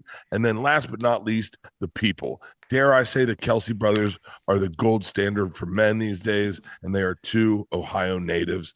I love the state of Ohio. I think you go harder for Ohio than Ohioans go for Ohio. I actually do. Well, here's the cheat code in this. As a comedian, they had 5 of the biggest clubs in the country. So you would go to 5 cities a year to Ohio. So you ended up falling in love with the place. And look, when a rainstorm comes through in Ohio, it comes through just as hard as it does in Florida, but it's not as scary. I mean, thunderstorms in Florida were terrifying. That is a very fair point. I mean, Ohio has tornadoes? Maybe once in a blue moon? Once in a blue moon. Listen, Ohio. Growing up in Florida was like growing up in Australia. Everything could kill you. We had alligators. We had poisonous snakes. We had lightnings. We had the mafia. We had everything you could ever die from. Do you know what it's like to be 10 years old? Your mom drop you off at Babe's the Harriest golf course and say, listen, I'm going to pick you up at 4 o'clock, hit 2 rounds. You're going to play 2 rounds, have lunch here. And if it rains, get under a tree. And you're 10 years old under a tree in a thunderstorm with other grown men who are crying. It is terrifying being a child in Florida. Water skiing. Do you think we ever enjoyed water skiing? There are alligators the size that the size they keep in zoos are in our lakes. Florida is. I grew up surfing in New Smyrna Beach, the #1 shark attack capital in the world. The #1 shark attack capital in the world. The kids that come out of Florida are harder than any kids in all of the United States. As somebody that spent considerable amount of time in the state of Louisiana, I concur. Okay, the wilderness in the deep South is absolutely terrifying. But you bring up you're from Florida. You're a massive Florida State fan. Got nothing but good vibes with the Florida State team this year. Last year, not so much. No. How much do you credit the guy who didn't eat the dog poop for Florida State's 2-10 season last year? It's a fair question. I think I give Coach Norville a little more credit. I think listen, I think we got a great quarterback right now. We've got a great team. I think the energy at Florida State is wild. And I think the athletic director and the president are doing the right thing by bringing in so much old blood. Listen, I was persona non grata for probably 20 years until Mike Alford reached out to me and said, hey, man, we'd love to have you start coming by the games. I swear to God, when they said to me this year, would you give the pump-up speech for game 1, the first game, stand out in the field in front of 90,000 people and just talk from the heart. And I think they wanted me to say, God bless the troops, God bless America, start your engines or whatever. But they were like, just talk from the heart. And I gave them a minute and a half of garnet and gold love. And I'm telling you, I'm not saying I have nothing to do, but I'll tell you right now, that energy that allows a shirtless lunatic comedian a microphone in front of 90,000 of their fans, that energy is the kind of energy we're playing ball with this year. Okay, Bert, but let's have an honest moment here. By the way, Permission to Party Tour tickets are on sale at BertBertBert.com. Which only brings me to the fact that, like, all the articles are out there. Bert Kreischer, one of the highest grossing comics in all of America. The minute that, how long after that article comes out before Florida State hits you up and they're like, hey, we got some NIL needs. Like, we need a quarterback, Bert. Like, how often is the bat phone ringing to Bert Kreischer? Listen, I'm heavily funded in the women's beach volleyball team. I got some money on some softball players. No, they've never asked me for a penny. I swear to God, they've never asked me for a penny. Would you donate it? Nah. Not even like the Bert Kreischer fitness facility in the football stadium. Here's my thing. If I've been burned by donating money in the past, because the second you donate money, there are people on the internet going, you can donate more. So I said, I ended up donating like $2,000 for Habitat Humanity for the Buccaneers to help me and Doug Williams, a legendary quarterback, donated like $2,000. And the fans lost their minds. How dare you? That's an insult. You grossed ... last year and you're donating $2,000. I ended up buying a house. I ended up donating $100,000 and buying the house and go, okay, no one has to donate. I'll just buy the house. But so if I ever donate anything to Florida State, I'm going to take the old Burt Reynolds approach and donate uniforms and make them wear a uniform I design on a Sunday that I know they're going to smoke the team. I mean, that, by the way, the same thing happened to Taylor Swift. It made a massive donation after tornadoes in Nashville, and people came back and said it wasn't enough. I feel you on that. But your name gets you on the sidelines. There's no doubt. Like Bert Kreischer gets to go on the sidelines. Who's the most famous person that hits you up to come backstage to one of your shows, though? Wow. That's crazy. Anyone, I'll tell you the one that is the feather in my hat that means a lot to me is, growing up in Florida playing baseball, Wade Boggs was our hero. He was the third baseman over at Plant. And when I got reached out by the Boggs family to come to my show in Tampa, I was at the Amalie Arena. I put him in the same box as I had my parents. And I mean, Wade Boggs he's a legend. And my dad called me from the box and he goes, buddy, Wade Boggs is here. And I was like, yeah, I know. And he was like, no. Do you think he knows who you are? I was like, yeah, I think so, Dad. I'm the only one on stage tonight. And then Wade Boggs and my dad went through backstage and analyzed my swing. It was awesome. That was like maybe, that's my feather in my cap. That's incredible. Amalie Arena, by the way, some of the best sushi that I've ever had, which maybe says a lot about Amalie Arena or maybe a lot about the sushi that I haven't had in my life. Delicious sushi at Amalie Arena. But we just saw one of those photos, you decked out in Tampa Bay Buccaneers gear. You're from Florida. You grew up a Bucs fan, but you're also a self-proclaimed Cowboys fan. How did that happen? You know what I might have said? I might have said there was a period when the girls were little, when I was traveling so much and I was flying American Airlines and I was always going through the Dallas terminal.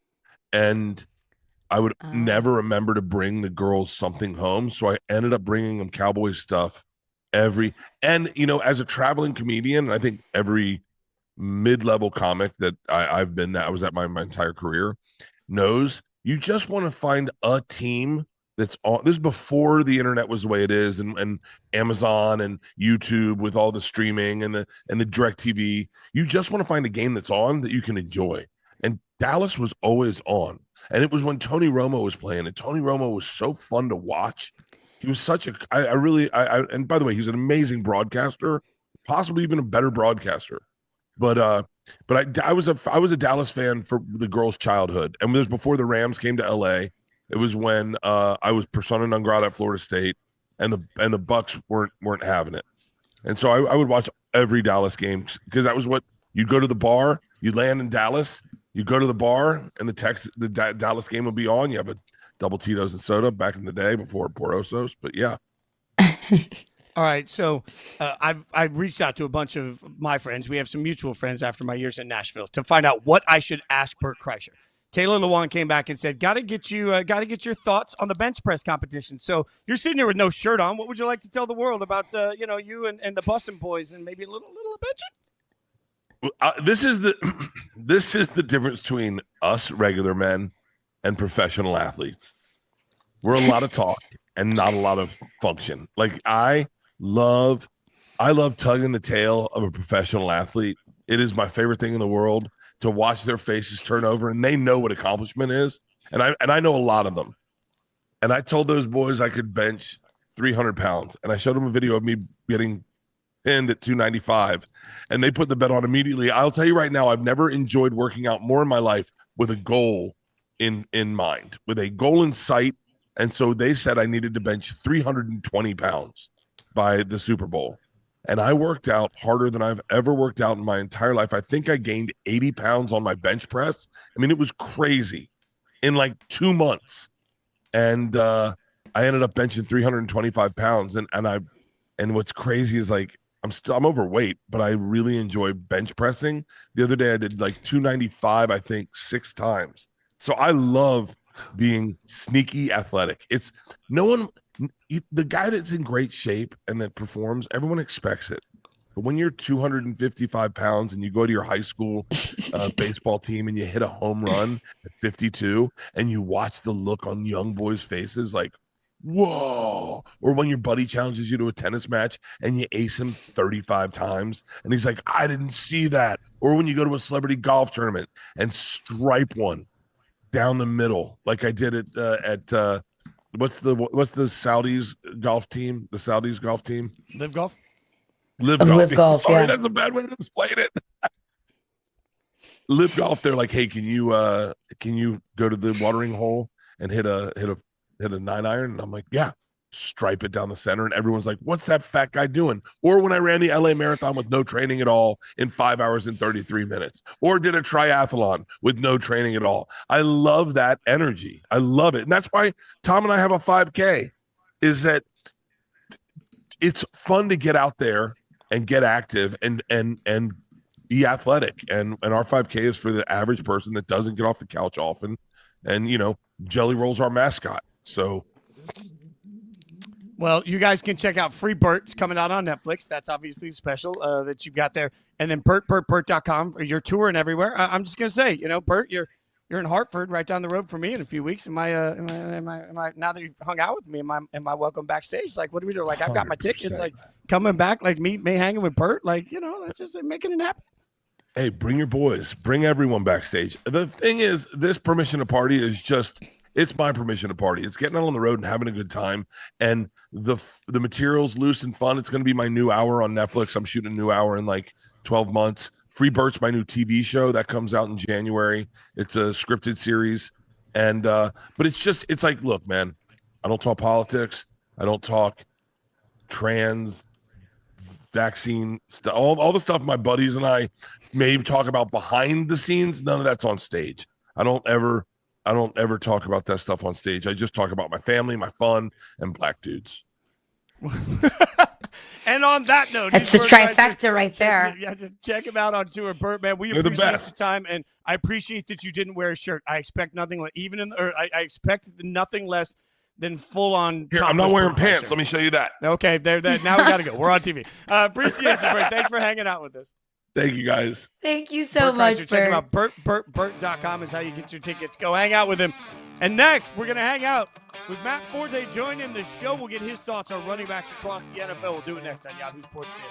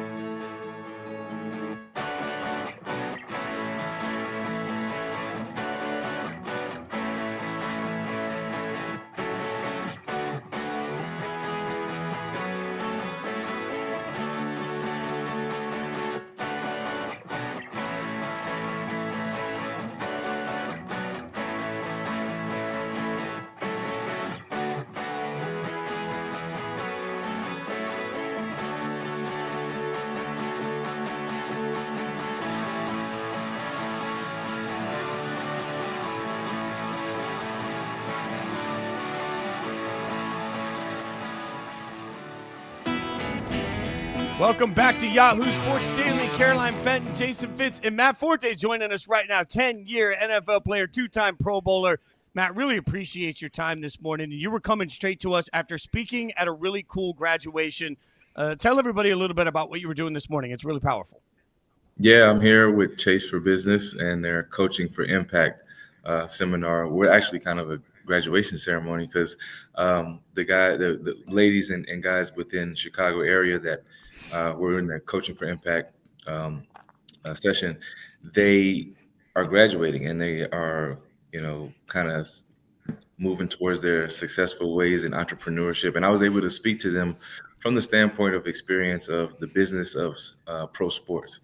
A lot of people talk about sports entertainment, and it's a whole, business, right? As it has always been. But I was able to speak from experience of that, but then also from the experience of owning a small business myself, and then also to promote kind of the lessons learned and the experience of my life throughout pro sports within my new memoir that's coming out in October, which is called Stay in the Game. That's incredible. And I'm sure everyone there who had the opportunity and privilege to hear you speak was positively impacted. But I do want to get into some football side of things. You spent 8 of your 10 years as a pro in Chicago with the Bears.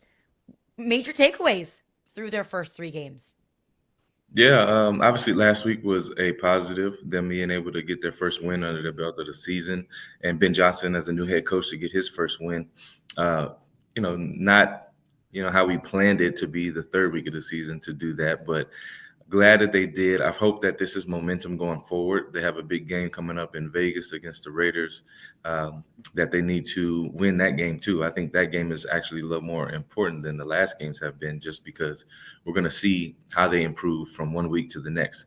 Because from Sunday to Sunday, improvement and consistency is what really is sustainable and keeps you good in the NFL. And so if you're good one week and not the other, and there's a lot of ups and downs, a lot of turnover, then the season is going to reflect that. And so I'm looking forward to this week's game to see how much Ben Johnson, the defense, and also the offense with Caleb Williams, see how much they've grown. I mean, the offense is part of the conversation because, DeAndre Swift has struggled a little bit early in the portion of the season. As a running back, when you see running backs struggle, what stands out to you? What stands out is pretty obvious. If you've seen the games, there's a lot of penetration, a lot of pre-snap penalties that have gone on where we can't shoot ourselves in the foot before we even get started. It's hard enough to play against a defense, let alone have to beat yourself. And so DeAndre has had a tough time. He's dodging people in the backfield, pretty much. And also in this league, everybody's big, everybody's fast. You can't run side to side, and they're forcing him to do that. And in some of the games, you've seen a couple screen plays to go for big yardage, where it's 15 plus, 20 plus yards. But we haven't had a lot of explosive plays when it comes to the running game, and we got to figure that out. Sometimes when you have a new coach come in, and sometimes when you have a new coordinator or new offense, the passing game gets exciting to them. And we're in Chicago where the beginning of the season, the weather's nice, and they feel like, okay, we got to throw the ball a lot, and they kind of neglect the running game. But deep into the season, a lot of the teams that go deep into the playoffs and have those long playoff runs and even Super Bowl runs, they also have a complementary, impactful running game, as we saw with the Eagles and Saquon Barkley, who had over 2,000 yards last year. So the running game is probably one of the most important things that we need to develop in order to help a young quarterback in Caleb Williams. So educate me a little bit here, Matt, because I have the helmet behind me. I'm a Raiders fan. I hear a lot about Ashton Jeanty and his struggles. What I'm trying to figure out is the balance between a running back struggling and an offensive line struggling. So, how long does it take offensive lines to gel? What's going wrong in that process for so many teams across the league?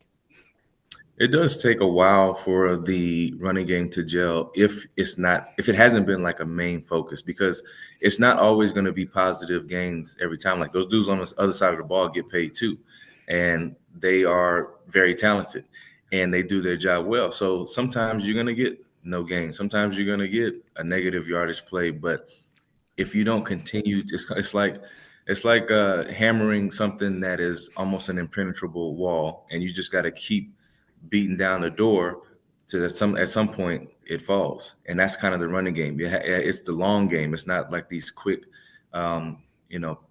things where it's just going to happen really quickly for you. It's a whole game long. And that's why I used to be and love to be an every down running back, because throughout the game, the really big runs and the explosive plays really come in the third and fourth quarter, where the defense is tired and you've already worn them down.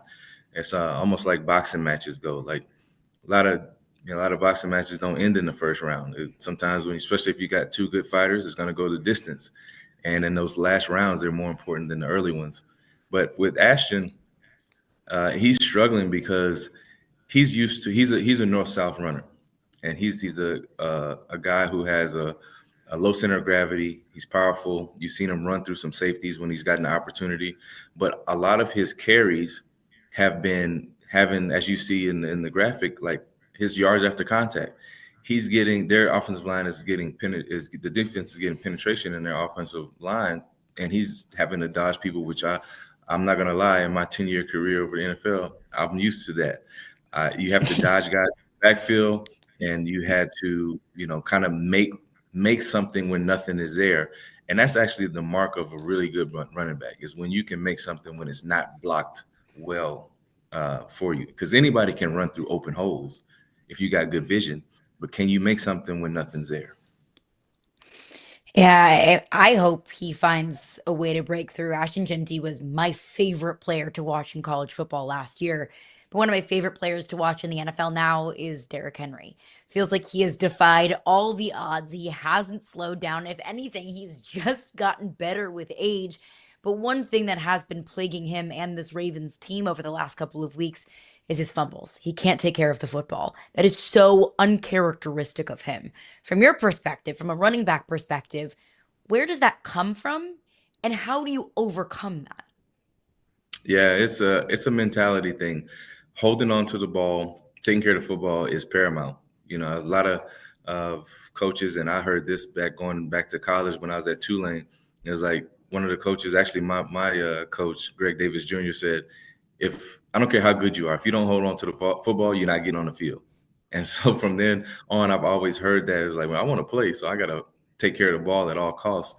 And then also when I got to the NFL, I had a guy on my team who's should be a Hall of Famer, and Peanut Tillman, who invented the peanut punch. So I had the blessing of having him on the team, where I kind of had to be able to learn how to hold on to the ball in different ways where I wasn't going to fumble it. But it's also a mentality. If you lose a fumble one time, it's stuck in your mind. And can you compartmentalize that? Can you forget about it and go forward? And unfortunately, this isn't something that should define Derrick.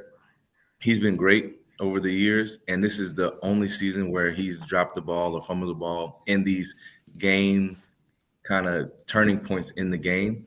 And it just so happens that it's been twice in the first 3 weeks of the season. So this isn't something that has been consistent with him, but he's going to have to turn that around in order for their team to, be in a position to finish these games out, because there's been a few games last week and in the first week of the season where his fumbles have cost them the game, essentially. Yeah, and I'm with you. I don't think it should take away from not just what Derrick Henry has been able to accomplish through these 3 games this season, but the entirety of his career. And looking at the entirety of his career, I think that Derrick Henry should be in Canton someday. But it is fascinating, I think, to evaluate running backs now in such a pass-happy league. How would you look at the resume of current running backs when they're throwing the football so much more? There are more games. How do you evaluate a running back's resume for a potential bid to Canton? I would say it should change. And I'm not saying it because I was an every down running back and a pass catching running back, but it should encompass your impact on the game.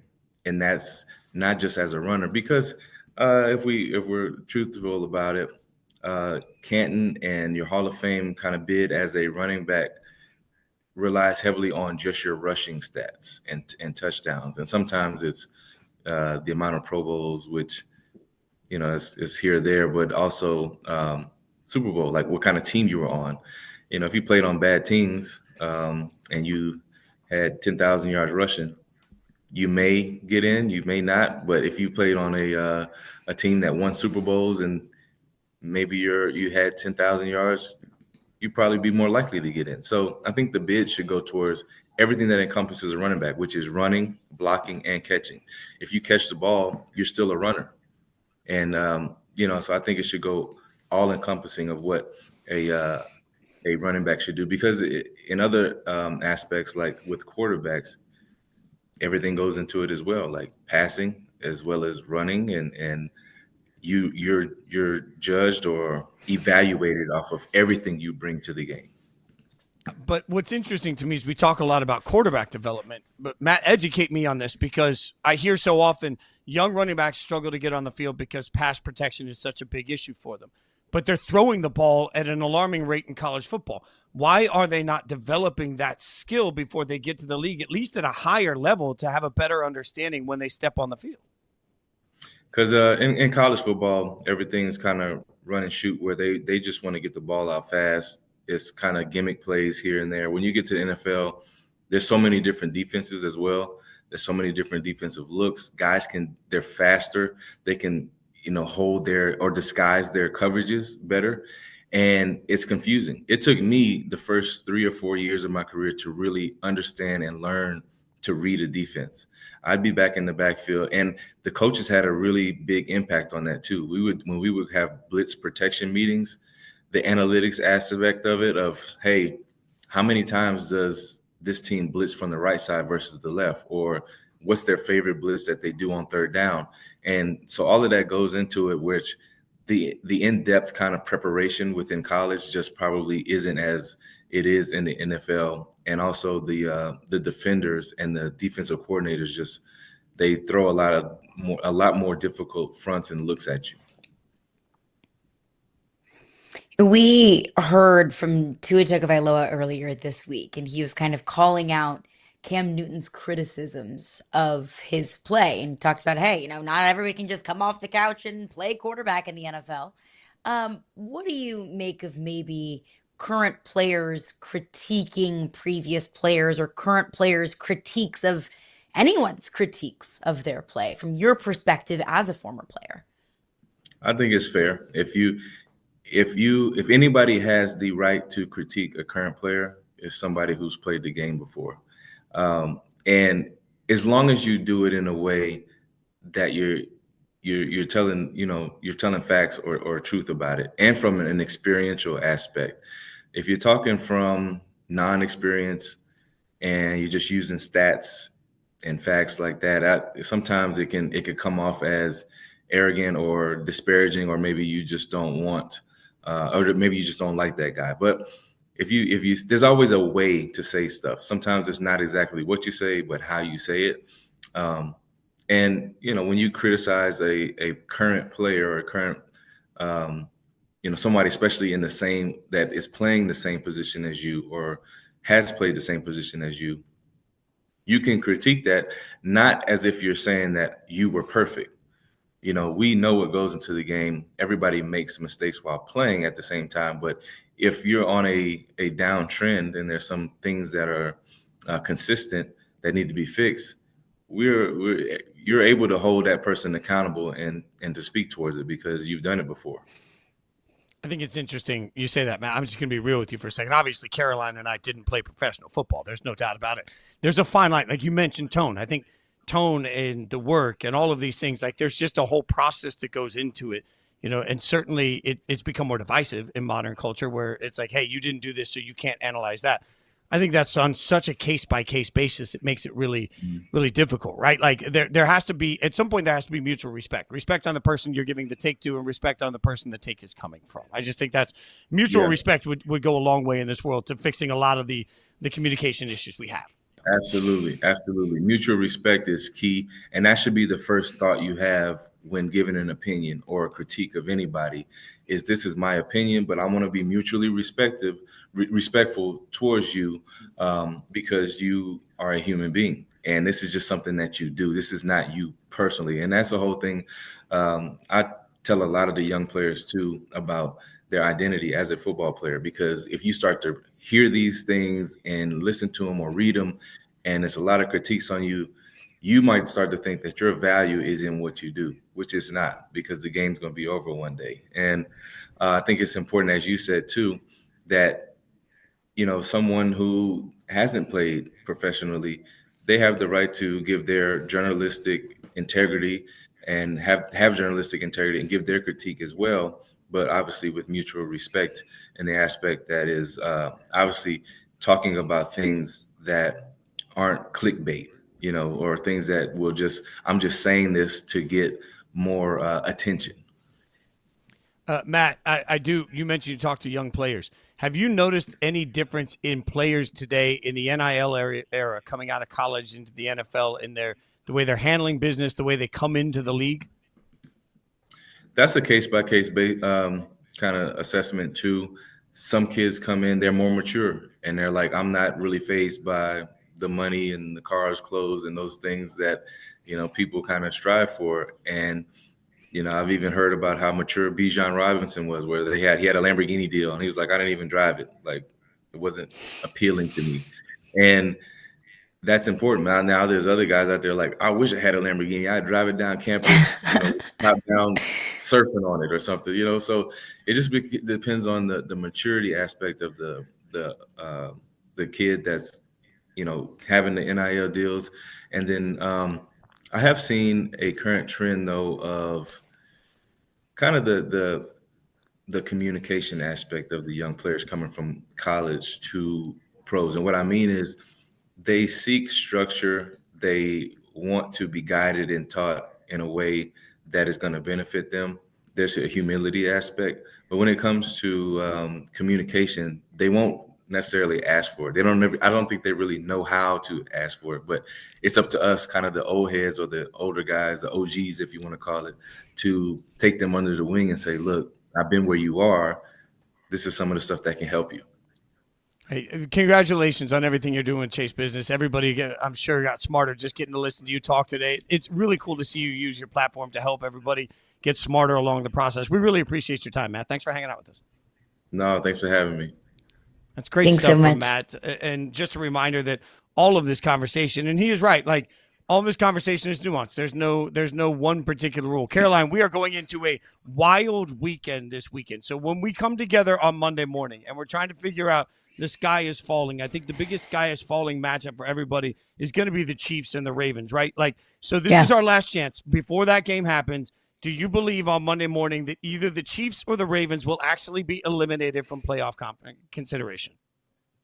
No, I do not. And if the Ravens lose, I still think that the Ravens are going to win their division. I mean, the AFC North with Joe Burrow out for the next 3 months and the Browns stinking and the Pittsburgh Steelers not looking like a contender by any means or any stretch of the imagination, the Ravens will still win their division. They will still make the playoffs. The Chiefs, on the other hand, let's say if the Chiefs fall to 1-3, it will be absolute pandemonium in Kansas City. Everyone will be losing their freaking minds. I will still have faith in this team being able to make the playoffs. Now, I don't think they win the division just because the Chargers have such an advantage. But I still think that with the addition of Xavier Worthy, with the addition of Rashid Rice, whenever they come back from, you know, injury and suspension respectively, this team will get better.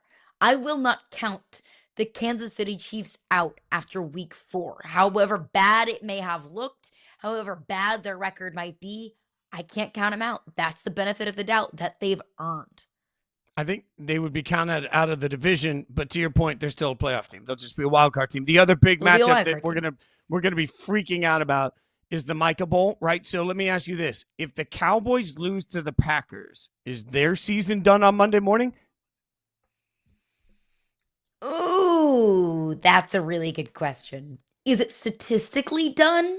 No.